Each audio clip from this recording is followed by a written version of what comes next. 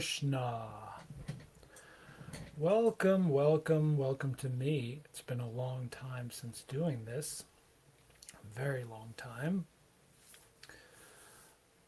And I'm going to continue exactly where I left off last time on Bhagavad Gita, chapter 12, verses 5 through 8 we're doing today. This is stream number 98, very close to 100. But first, before that, one good reason I've been gone so long, I've been working on a project for the Lord, which I'm going to share with you all soon, and moving back to China soon. I don't know how StreamYard works while I'm there. It could be a long time before I do another stream. I don't know. But first, I present to you the Lion God.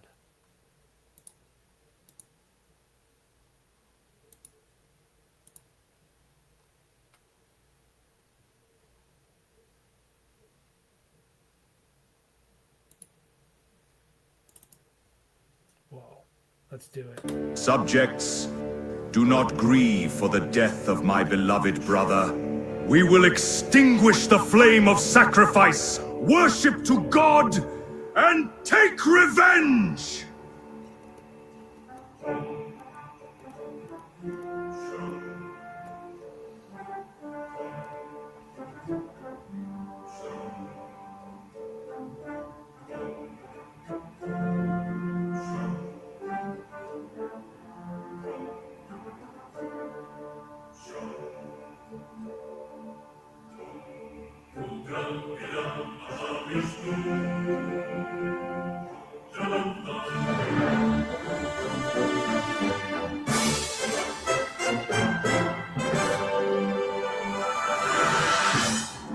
Where is your God?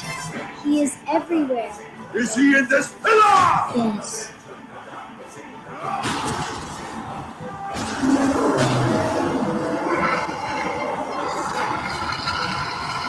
O King of the Daityas! I accept your challenge.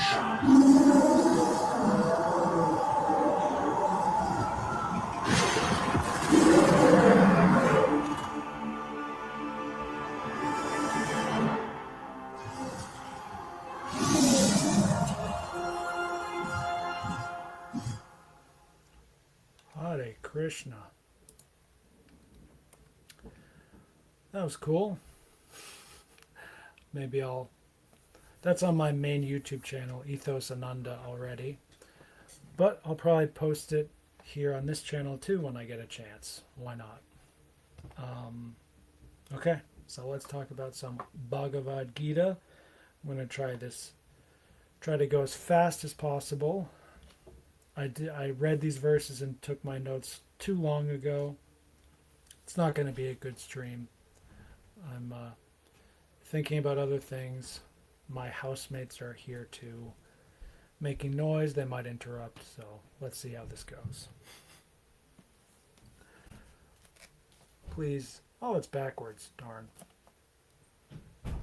Please join me, or not, in glorifying and invoking the Supreme Lord. Om Namo Bhagavate Vasudevaya. Should turn on noise canceling, huh? Excuse me. Oh, echo. Okay, we'll try this one. All right. Om Namo Bhagavate Vasudevaya. Om Namo Bhagavate Vasudevaya. Om Jnanatimirandasya Jnananjana Salakaya Chakshur Unmilitam Yena Tasmai Shri Gurave Namaha. Okay, first I'll read 5, 6, 7, and 8, 4 verses as literally translated by H.D. Goswami. Verse 5. to 8. Those with minds attached to the invisible take far greater trouble. With difficulty, the embodied make the invisible passage. But those releasing all actions to me, devoted to me, who worship me by meditating with pure exclusive yoga, their minds fixed in me, they I uplift without delay from the death cycle, ocean, O Partha.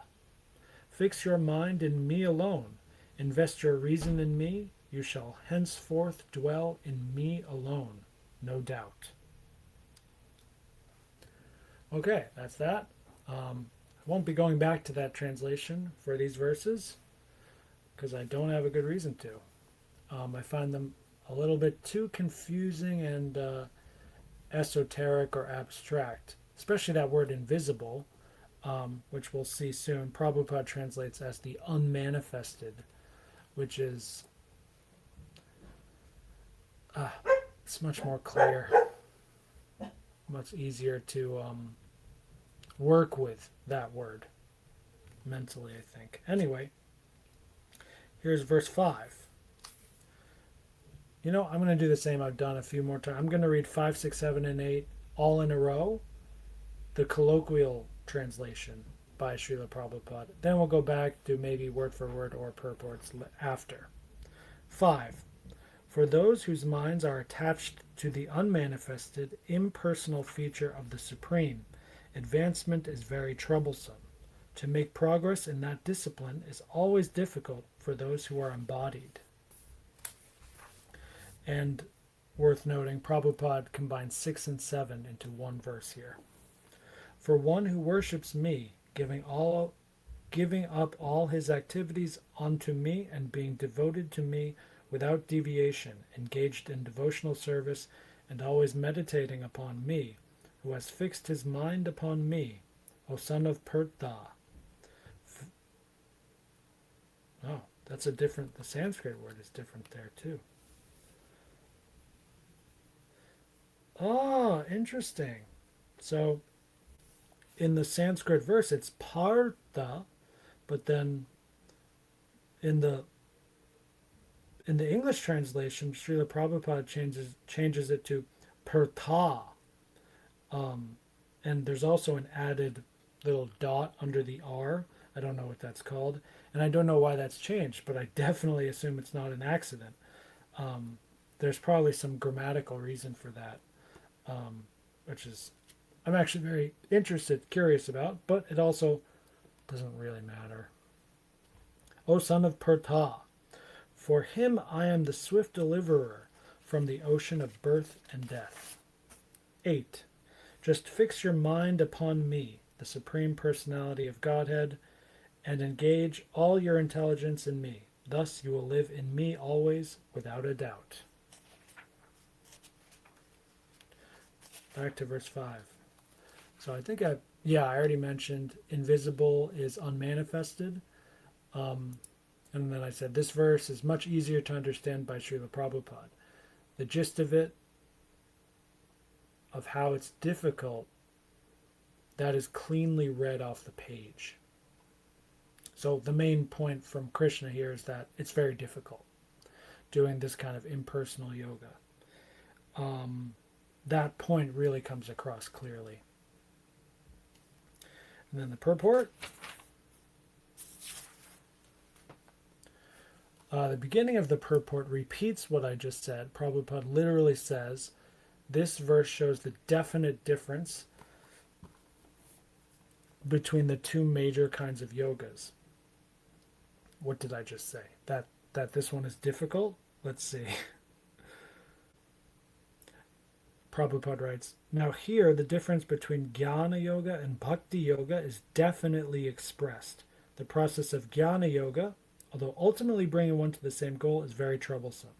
Whereas the path of Bhakti Yoga, the process of being in direct service to the Supreme Personality of Godhead, the process is easier and is natural for the embodied soul. And then later in that paragraph, there's an important distinction made between the form of the Lord and the representation of the form of the Lord. And we're talking about deity worship. The deity is worshipable because there is some bodily conception fixed in the mind, which can thus be applied.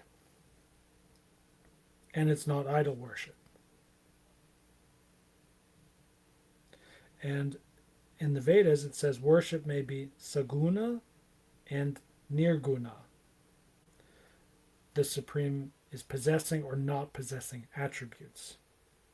So deity worship is saguna worship, for the Lord is represented by material qualities. But the form of the Lord, oh, this is so good, so important. The form of the Lord, though represented by material qualities such as stone, wood, or oil paint, is not actually material. That is the absolute nature of the Supreme Lord. So Prabhupada is admitting or stating the obvious truth that a deity is constructed out of material elements, oil, paint, wood, stone, whatever. But that is not the form of the Lord. That is the representation of the form of the Lord.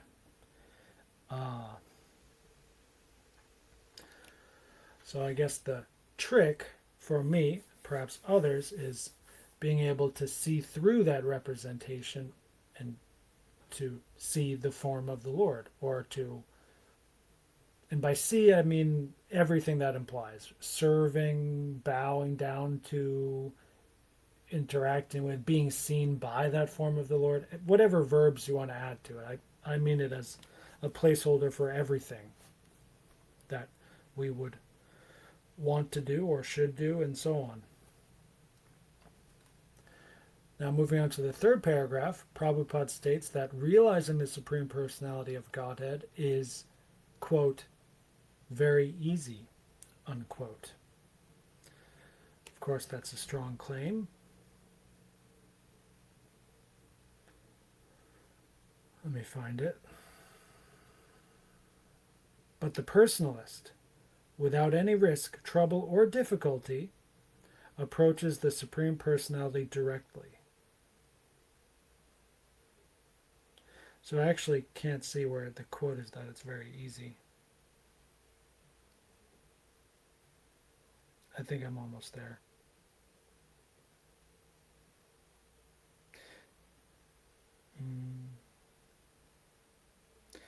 Okay, so here it says, this is not very easy for a common man to learn the Sanskrit language, the Upanishads, and all that stuff.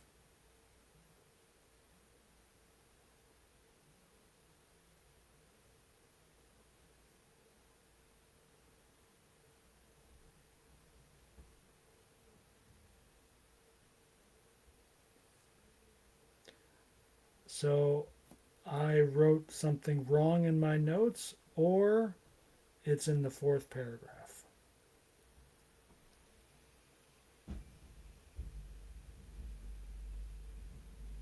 Oh. So in the first sentence of the third paragraph it says, so for a devotee, there is no difficulty in approaching the Supreme immediately and directly. But on the other hand, it's difficult for the other path. That's so funny. So in my notes I wrote, I'm also doing voice to text when I'm writing notes as I'm reading, so there's weird errors all the time, but very easy seems even less strong of a claim than saying no difficulty. I don't know, they're pretty similar. It's the same gist no matter what words we're using here.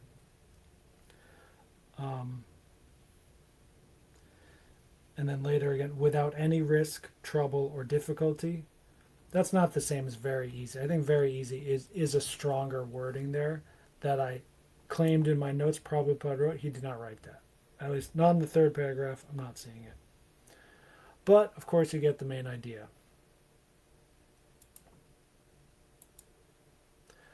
I do think that Srila Prabhupada is being generous here. Because, of course, in other parts of the text he will teach us, warn us properly that, we're in for a difficult time living a whole life of bhakti yoga. It involves lots of sacrifice, and it's It's actually not easy, but then again, it is simple. It's definitely simple. And then there's a summary of everything in the last paragraph. Through, I think that should be though. Oh, okay, no, this is brilliant. Through the impersonal yoga process, one may gain sat and chit, but not ananda.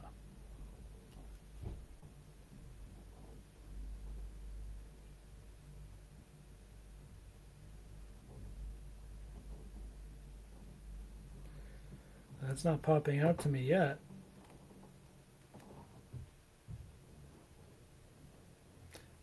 Oh, and I did, so maybe that wasn't a quote. Maybe he didn't use the Sanskrit words. Anyway, let's just read the last part of the purport here.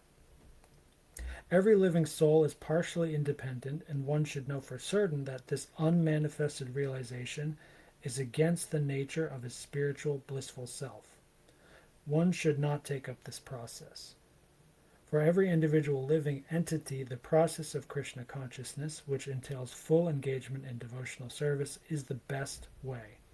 If one wants to ignore this devotional service, there is the danger of turning to atheism. Thus, this process of centering attention on the unmanifested, the inconceivable, which is beyond the approach of the senses, as already expressed in this verse, should never be encouraged at any time, especially in this age. It is not advised by Lord Krishna. The last sentence is really what it comes down to. The Lord himself does not advise it 5,000 years ago. What to speak of now? Okay, so now I see is the first part of this paragraph where we have the Satchidananda thing. If he wants to merge into the spiritual whole, the individual soul may accomplish the realization of the eternal and knowledgeable aspects of his original nature, but the blissful portion is not realized. Yeah, so that was the same thing I said earlier in my notes. I just used the Sanskrit in my notes because they're quicker to write those words in notes. For verses 6 and 7, I wrote, similar purport, a little bit long. I enjoyed reading the purport, though I must admit it is variations on the same theme throughout. So I don't have that many notes for verse 6 and 7. And the final paragraph has the essential summary of what we do in practice. So we're going to go straight there. If you are watching this, you can tell my headspace is not in the right place for this kind of stream. Just being in America has been actually pretty bad for my Krishna consciousness throughout my entire time here. And I think a big part of it is actually the food. I think it's actually the food and the water is really bringing me down in really subtle ways, but noticeable. Here's the last paragraph for the purport of verses 6 and 7. The conclusion of Bhagavad Gita, as is stated in the 18th chapter. Sarva dharman parityajya mam ekam sharanam raja. Aham tvam sarva papebhyo mokshayishyami ma shucha. It's a hard one for me to say. One should give up all other processes of self-realization and simply execute devotional service in Krishna consciousness. That will enable one to reach the highest perfection of life. There is no need for one to consider the sinful actions of his past life because the Supreme Lord fully takes charge of him.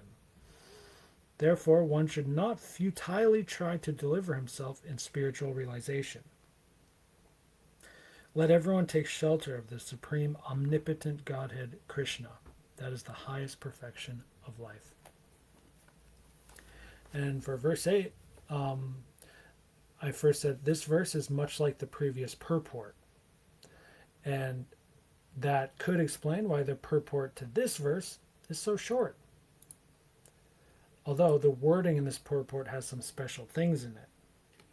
It's a really short purport. So, but I have more notes here than the previous two verses. Very important theological truth of the holy name of the Lord being non-different is expressed explicitly.